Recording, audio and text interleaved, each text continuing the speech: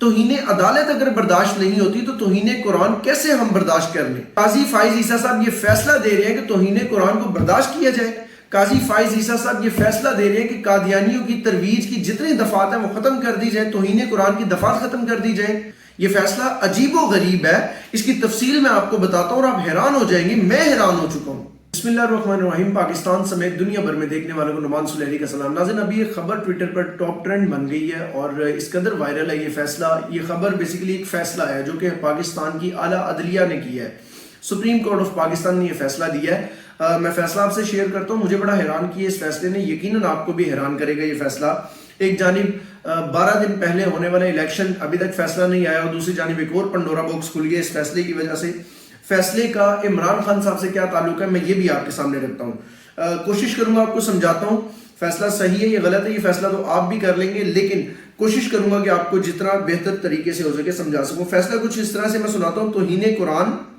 توہین قرآن اور قادیانیت کی ترویج کی دفعات حذف کرنے کا حکم.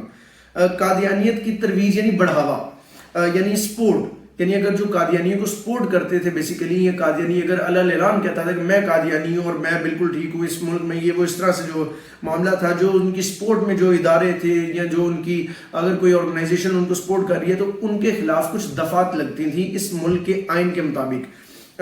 وہ دفعات کیوں لگتی تھیں یا سپورٹ کرنا کیوں غلط تھا میں وہ بھی آپ کو تفصیل سے بتاؤں گا. وہ دفعات ختم کرنے کا فیصلہ دیا جی قاضی فائز عیسیٰ صاحب کی سربراہی میں.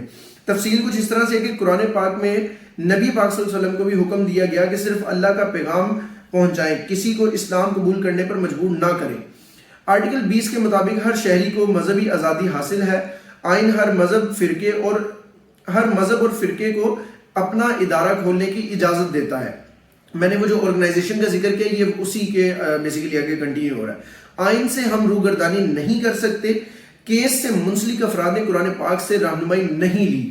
یہ تحریری فیصلہ جاری ہوا ہے.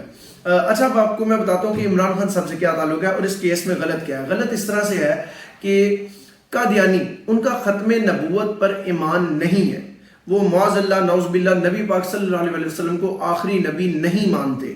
جو شخص نبی پاک صلی اللہ علیہ وسلم کو آخری نبی نہیں مانتا اس کا مطلب ہے کہ وہ دین سے، وہ دائرہ اسلام سے خارج ہے. قادیانی یہ کہتے ہیں کہ ہم دائرہ اسلام میں بھی ہیں اور ہم نبی پاک صلی اللہ علیہ وسلم کو معاذ اللہ آخری نبی بھی نہیں مانتے.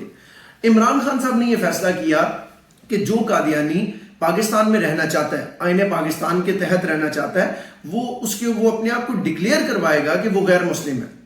اگر آپ ختم نبوت پر ایمان نہیں لاتے تو آپ غیر مسلم ہیں. اگر آپ یہ ڈکلیئر کرواتے ہیں، اپنی آئی ڈی کارڈ کے اوپر غیر مسلم لکھواتے ہیں تو آپ پاکستان میں رہیں گے، تو آپ کے اوپر پاکستان کا قانون لگے گا، ورنہ آپ پاکستان میں رہنے کے حقدار نہیں ہیں. یہ وہ فیصلہ تھا جو خان صاحب نے کیا تھا. اور آج اس کے برعکس ایک فیصلہ آتا ہے کہ قادیانی ہو یا کوئی بھی ہو، کوئی بھی مذہب ہو، وہ پاکستان میں رہ سکتا ہے، ان کی اپنی مرضی ہے.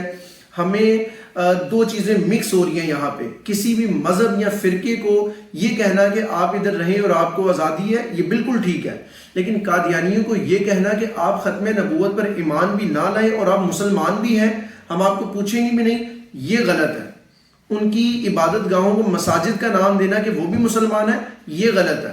میرا یہ ذاتی خیال ہے، میری یہ رائے ہے. یقیناً آپ لوگوں کی رائے جو دیکھنے والے ہیں ان کی رائے زیادہ احترام کے قابل ہے. اس سے ہوگا کیا؟ اس سے ہوگا یہ کہ ختم نبوت کا جو ایک نعرہ تھا وہ خدا نخواستہ کمزور ہو جائے گا. اس سے ہوگا کیا کہ اس سے قادیانی یا دوسرے مذہب کے لوگ خود کو مسلمان ڈکلیئر کر کے بہت ساری اجازت ان کو مل جائے گی جو کہ دین اسلام نہیں دیتا. اچھا اس کی وجہ سے ہو کیا رہا ہے؟ اچھا اس میں ایک اور چیز، اس میں توہین قرآن کی دفعات کو بھی ختم کیا گیا. یعنی بظاہر فیصلے سے یہ نظر آ رہا ہے کہ خدا نخواستہ اگر توہین قرآن کو شخص کرتا ہے تو وہ ایک اس کے مطابق، وہ قرآن پاک مقدس کتاب نہیں ہے تو وہ خدا نخواستہ کر سکتا ہے. ہرگز اس چیز کی اجازت نہیں دی جائے گی. یہ میری نظر میں یہ فیصلہ مجھے ابھی تک یہ غلط لگ رہا ہے. اگر یہ صحیح ہے یا کچھ اس میں جو میری نظر سے نہیں گزرا تو مجھے لازمی بتائیے گا.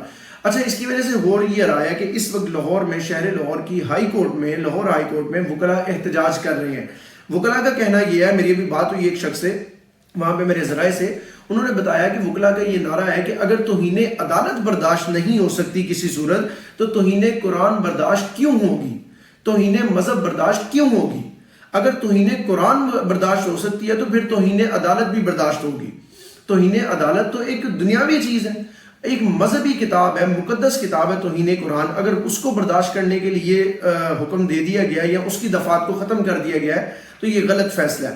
بہرحال یہ ٹویٹر پہ یہ ٹرینڈ کر رہا ہے، اس میں خان صاحب کو لوگ پیچھے بیسیکلی وہ جو خان صاحب کا فیصلہ تھا جو میں نے آپ کو سنایا اس کے ساتھ ریلیٹ کر رہے ہیں کہ خان صاحب ہوتے تو آج یہ سب نہ ہوتا، خان صاحب نے بڑا اچھا فیصلہ کیا تھا، خان صاحب نے باقاعدہ تمام جو کورسز تھے کتابوں کے ان کے اندر ختم نبوت کو لازم قرار دے دیا تھا کہ جہاں پر بھی نبی پاک صلی اللہ علیہ وسلم کا نام آئے گا وہاں پہ خاتم النبیین لکھا جائے گا، تاکہ یہ واضح ہو سکے کہ نبی پاک صلی اللہ علیہ وسلم خاتم النبیین ہے اور پڑھنے والا یہ بچہ سمجھ سکے، ایمان لا سکے کہ آخری نبی پاک صلی اللہ علیہ وسلم ہی ہے، کیونکہ منافقت کا دور ہے، اس لیے واضح طور پہ کتابوں میں لکھوانا لازمی سمجھا اور عمران خان صاحب نے یہ فیصلہ کیا تھا۔ بہرحال جی ابھی جو فیصلہ آیا وہ میرے لیے اگین میں نے آپ کو کہا کہ حیران کن تھا، میں نے آپ کو بتایا مختلف جگہوں پہ احتجاج بھی اس فیصلے کے خلاف ہو رہے ہیں۔ بڑی مثال میں نے آپ کو دی کہ لاہور ہائی کورٹ میں وکلا اس کے خلاف احتجاج کر رہے ہیں کہ ہمارے اگر توہین عدالت برداشت نہیں ہو سکتی ہماری عدالتوں سے تو توہین قرآن کو برداشت کرنے کا حکم کیوں دیا گیا ہے۔ یہ فیصلہ غلط ہے، صحیح ہے، آپ لوگ بھی ضرور اپنی رائے کا کمنٹ سیکشن میں اظہار کیجیے گا اور پاکستان کے اس نظام پر کوئی ایک لفظ ضرور کہیے گا۔ پاکستان زندہ باد۔